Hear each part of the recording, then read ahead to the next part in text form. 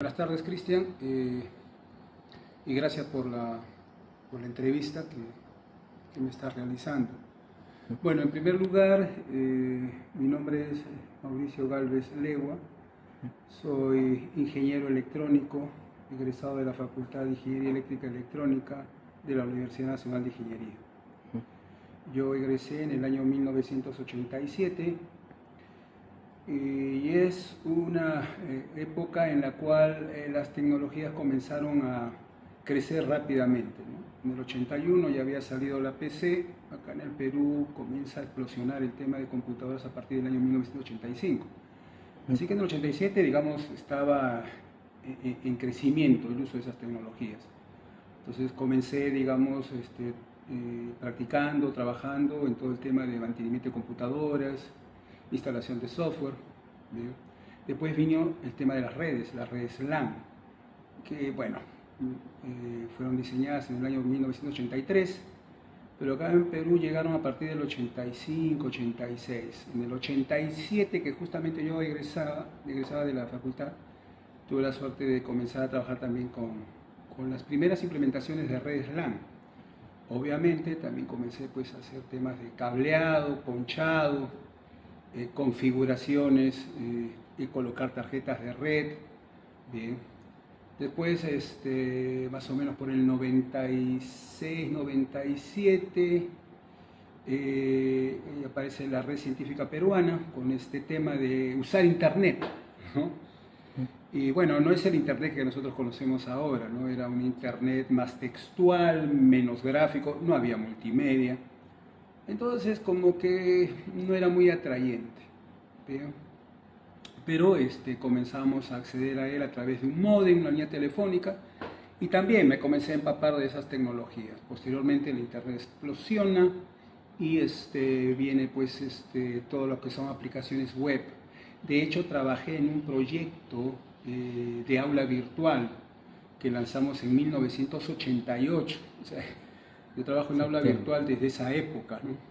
Bien, fue la primera aula virtual diseñada por peruanos y para peruanos. Bien, se llamó Tepsu Virtual. Bien, una aplicación con base de datos Oracle, que en ese momento pues Oracle ni siquiera sabía cómo licenciar a nivel de web. Fui parte de, digamos, del comité que tuvo que negociar con Oracle cómo se iba a negociar eso, cómo se iba a licenciar, ¿no? Fue bien interesante, pero bueno, obviamente ya entro a detalles que tal vez escapan un poco de esta entrevista. Entonces, todo el desarrollo web también lo viví, toda la parte de diseño web, ¿no? Toda la parte de base de datos, ¿no? Entonces, terminé la universidad en una época en la cual las tecnologías comenzaban a crecer, y eso es lo que me ha permitido a mí desarrollarme en diversas áreas, ¿no? Tanto en las áreas de redes, tanto en las áreas de programación, como en las áreas que, digamos, son más relacionadas a mi carrera, al core de mi carrera, que es básicamente toda la electrónica digital, microcontroladores, microprocesadores. Bien. Como desde el octavo ciclo yo comencé a enseñar en academias, terminando la carrera también seguí enseñando, ¿no? O sea, la enseñanza es parte de mi desarrollo profesional. Es su pasión, se podría decir. Es una de mis pasiones. Otra de mis pasiones también son mi familia, ¿no? Mi esposa, sí. Mis hijos. Y bueno, en algún momento tomé la decisión de llevar una maestría en el tema de educación y llevé una maestría en evaluación y acreditación de la calidad educativa, ¿no? Obviamente una cosa media extraña, ¿no? Porque claro, yo ingeniero electrónico, tal vez tendría que llevar alguna maestría más relacionada con mi carrera. Sin embargo, en realidad ya muchos de esos temas los conocía y sin embargo el tema educativo sí era algo relativamente nuevo y sí era un tema que a mí me interesaba, ¿no? Porque siempre me ha interesado tratar de llegar a los alumnos de la mejor manera. Bien, y posteriormente seguí mis estudios de posgrado con un doctorado en ciencias de la educación. Actualmente trabajo acá en la universidad como docente desde el año 2013 Y bueno, pues he ocupado varios cargos en realidad aquí, ¿no? ¿Cuál es el cargo que ocupa actualmente aquí en la FIE? Bueno, desde el mes de noviembre del año 2023 soy secretario de la facultad, ¿eh? Y bueno, tengo ahí que ver con todos los temas, digamos, administrativos de la facultad, Ujú. ¿no? Ujú. Una pregunta más, profesor. ¿Qué significa, o mejor dicho, por qué es importante la programación aquí en la ingeniería? Bien, es una muy buena pregunta. Eh, Normalmente cuando uno habla de ingeniería, normalmente enseguida asocia las áreas de ciencias y matemáticas, ¿no? Que son, digamos, la base. Así es, ¿no? Las ciencias y las matemáticas son la base de cualquier ingeniería. Pero digamos que hay una tercera área y es el área de las tecnologías. Un ingeniero que no maneje tecnología, poco va a ser. Bien. Las tecnologías las usa el ingeniero como herramientas que le permiten poder desarrollar sus actividades, como todo el tema de simulación, ¿no es cierto?, para poder realizar predicciones, ¿no? Obviamente un elemento fundamental es el uso de computadoras. Pero para que el ingeniero pueda, digamos, hacer simulaciones, tiene que plasmar dentro del computador los algoritmos, las leyes físicas que rigen un determinado proceso, un determinado evento. Entonces ahí es donde entra fuertemente la programación. Un ingeniero tiene que saber programar porque en realidad tiene que poder decirle a la máquina qué tiene que hacer. Bien. Eh, Hoy en día, digamos, pasamos más tiempo interactuando con máquinas que con seres humanos. Es una cosa bien curiosa, ¿no? Eso sí es cierto. Si nosotros en un día normal hacemos una suma nomás de cuánto tiempo pasamos cerca de un equipo, de una computadora, de los smartphones, del televisor, y cuánto tiempo pasamos hablando con personas en forma presencial, resulta que cada vez es menos el tiempo que dedicamos a hablar con personas de forma presencial. Lo cual indica pues de que en realidad cada vez vamos a interactuar más con máquinas. Y a las máquinas hay que decirles qué tienen que hacer. ¿Cómo se dice eso? Con los lenguajes de programación, justamente, ¿no? Sí. Entonces, por eso es importante. Todo ingeniero debe saber programar porque es la forma como le vamos a decir a las máquinas qué tienen que hacer. ¿De acuerdo? Es básicamente por eso. Y con respecto a lo que nos mencionaba de los algoritmos y estructuras de datos, ¿por qué ese curso se enseña aquí en la FIE?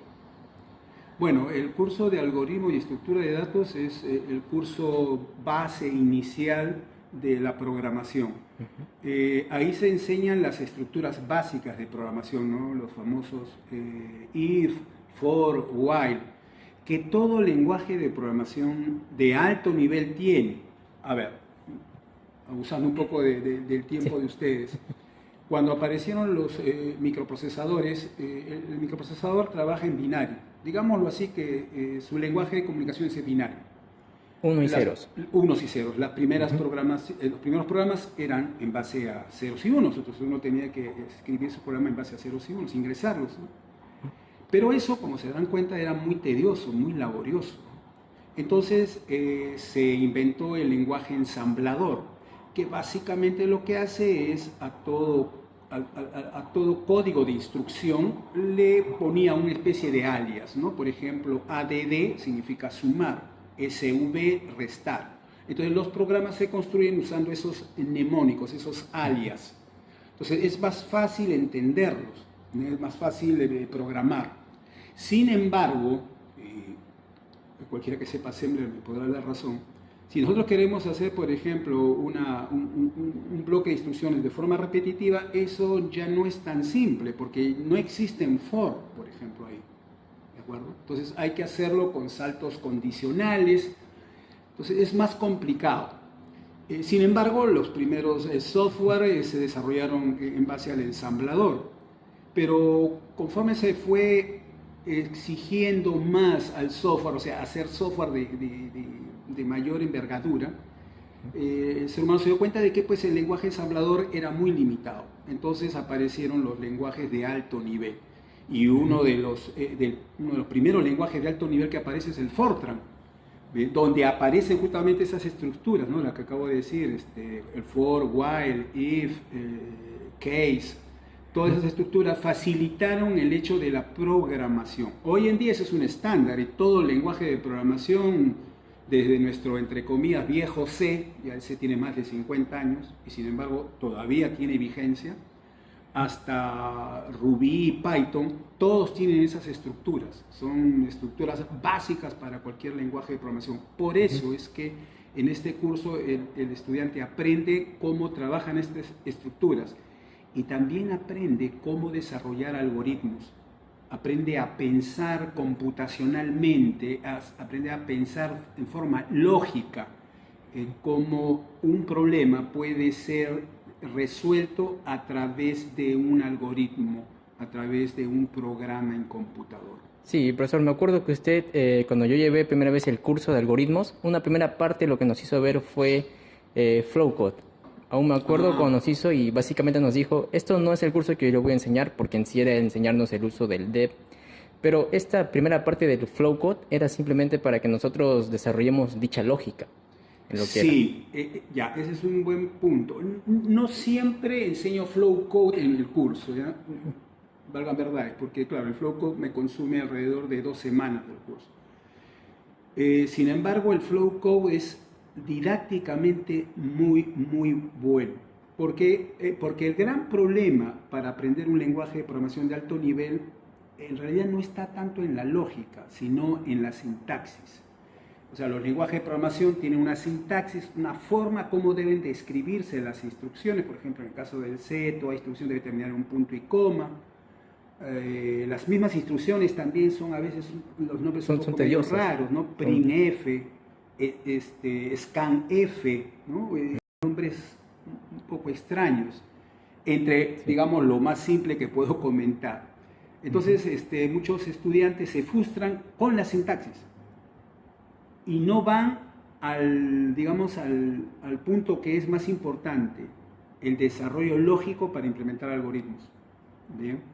Entonces el Flowcode es una herramienta interesante porque uno puede comenzar a desarrollar algoritmos con diagrama de flujo de datos. Esto es, comienzo a dibujar un diagrama de flujo de datos y este software te da un entorno gráfico donde tú haces el diagrama de flujo de datos del algoritmo que estás pensando y automáticamente presionas una opción que es una especie de Go, y lo que hace el Flowcode en realidad es convertir ese diagrama de flujo de datos en un programa, pero eso es ya algo interno, eso está en background y lo ejecuta, y lo que tú ves es cómo este algoritmo hecho en diagrama de flujo de datos se ejecuta.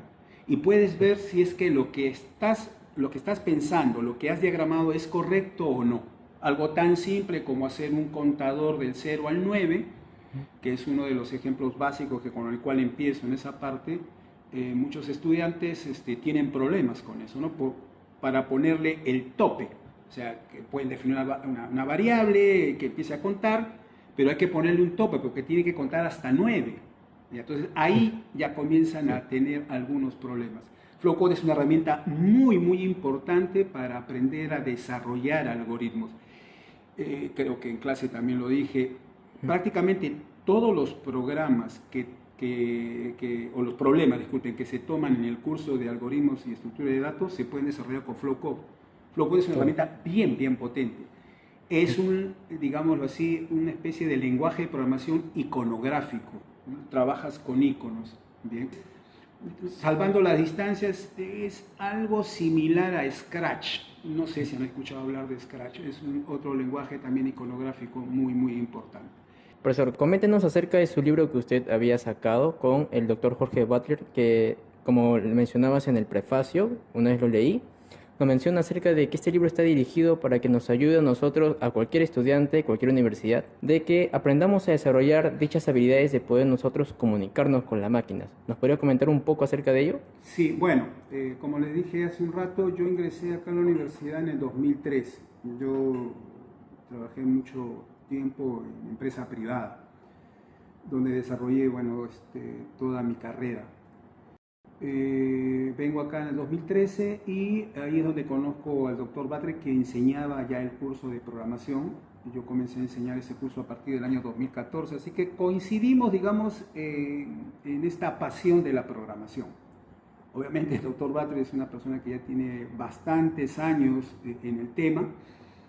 Y bueno, como dije, congeniamos, comenzamos digamos, a elaborar algunas preguntas para las prácticas, después para exámenes, y nos dimos cuenta de que, bueno, que estábamos desarrollando un material interesante que podría dar posibilidades de escribir un libro.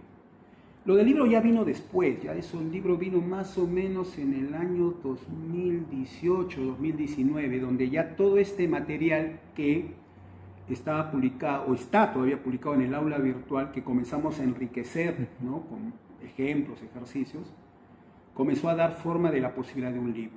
Y este libro se materializa ya en el año, si no me equivoco, 2022, se hace el libro, que es, bueno, es el que está viendo acá, Programación y Estructura Programación Estructurada con C, donde el doctor Butler y quien le habla, simplemente plasmamos todo el trabajo que habíamos hecho más o menos en unos 9, 8 años, ¿no? Y lo interesante es que prácticamente todos los ejemplos, ejercicios que hay en este libro son propios. No van a encontrar aquí algo copiado de algún otro libro. Todos estos ejercicios son, digámoslo así, únicos. Ese es el gran valor que tiene, ¿no?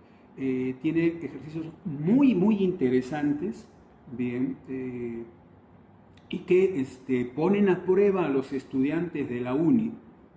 Digamos que este no es un curso fácil de llevar, es un curso que exige. Pero siempre les digo a mis estudiantes, esa exigencia es la que te va a preparar para que puedas afrontar con éxito otros cursos más complejos. ¿Cuál es el problema de los cursos en ingeniería? Que la mayoría son cursos abstractos. O sea, tu mente tiene que ampliarse a conceptos abstractos. La matemática es abstracta, ¿no es cierto? Y la programación también. Entonces, los cursos de programación te ayudan a crecer en tu abstracción. Y la abstracción es muy importante para podernos explicar las cosas, para poder modelarlas, para poder simularlas, ¿no? Un ejemplo muy simple, ¿no? Para mí, todos conocen lo que es un motor. Yo enchufo un motor, gira, lo desenchufo, se apaga. Pero programativamente hablando, un motor, ¿qué cosa es? ¿Cómo represento un motor? Un motor es un bit. Con un 0 está apagado el motor, con un 1 está encendido. A ese nivel de abstracción me refiero. Obviamente el ejemplo que estoy dando es un ejemplo bastante básico, pero para que se entienda a qué me refiero con tienen que tener una capacidad de abstracción. Las cosas las tienen que ver, digamos, de forma abstracta, no de forma física, no decir esto es un motor y bueno, acá está el motor, agarrar el motor. No, en la ingeniería eso no sirve. En la ingeniería el ingeniero tiene que tener esa capacidad de abstraerse, de modelar para poder simular. Lo interesante de la simulación, señores, es que permite predecir. Un ingeniero puede predecir y predecir, en palabras simples, es, entre comillas, ver el futuro. ¿No es cierto? Adelantarme en el tiempo. O sea, podría predecir, digamos, si es que el próximo mes va a llover, no va a llover. Imagínense poder predecir temblores, terremotos. Imagínense eso, ¿no? Eso es lo que la ingeniería busca, ¿no? Bueno, agradecerles a todos los que están viendo este video. No sé si se ha notado, pero en realidad estos temas a mí me apasionan. La programación es un tema que, digámoslo así, lo llevo en la sangre. Y realmente espero que todos ustedes se interesen por este tema. Si antiguamente, pues, saber manejar una computadora te daba un valor agregado como profesional, después, cuando tú ya sabías herramientas ofimáticas, manejo de software, te daba una ventaja profesional. Hoy en día la programación es eso. En realidad, un ingeniero que no sepa programar, en realidad no es ingeniero. La programación está inherente, tiene que estar en el ADN de los ingenieros. Y en el caso de la UNI, eso es así. Muchas gracias a todos por su tiempo. Y nos quedamos con la frase que si un ingeniero no sabe programar, no es ingeniero. Así Muchas es. gracias, profesor. Bien. Nos vemos en un siguiente video, amigos.